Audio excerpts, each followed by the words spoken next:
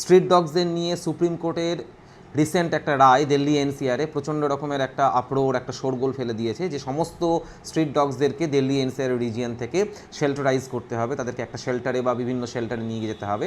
এই রায়ের এগেনস্টে প্রচুর সেলিব্রিটি, প্রচুর মানুষ তারা অ্যাপিল করছেন। তারা মনে করছেন যেটা একটা ক্রুয়েল অ্যাক্ট।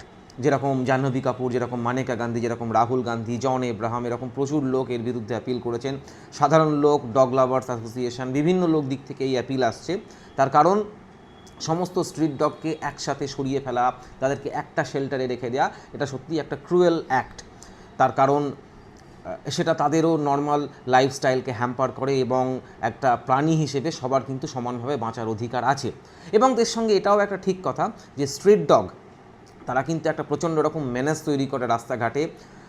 আমি আমার রিসেন্ট তৈরি করা ভিডিওতে হিসেব দিয়েছিলাম যে 2024 সালে গভর্নমেন্টের ডেটাতে প্রায় 2 লাখ লোক ডগ বাইটে আক্রান্ত হয়েছেন, 37 জন লোক রেবিজে মারা গেছেন। রেবিজ এমন একটা রোগ যেটাতে 100% মর্টালিটি রেট, একবার রেবিজ হলে সেখান থেকে বেঁচে ফিরে আসার কোনো চান্স নেই।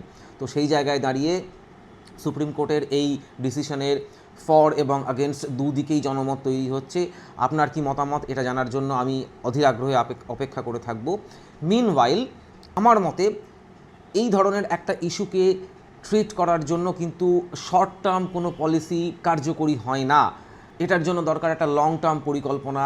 Adoption is better than abortion. মেরে ফেলা, কুকুরদেরকে মেরে ফেলে তাদেরকে আচমকা স্টেরিলাইজ বা ভ্যাকসিনেট করে দিয়ে সমস্যার সমাধান হতে পারে ঠিকই, কিন্তু লং টার্মে সেটা একটা ইল এফেক্ট ফেলতে পারে। স্ট্রিট ডগ কমানো অবশ্যই লক্ষ্য থাকবে, তার কারণ তারা একটা থ্রেট পোজ করে। তার সঙ্গে এটাও ঠিক যে কুকুর বেড়াল তাদেরও কিন্তু সমানভাবে বেঁচে থাকার অধিকার আছে। অ্যাডপশন একটা ভালো পলিসি হতে পারে, যেটা নিয়ে আমি আমার ভিডিওতে ডিটেল ডিসকাস করেছি।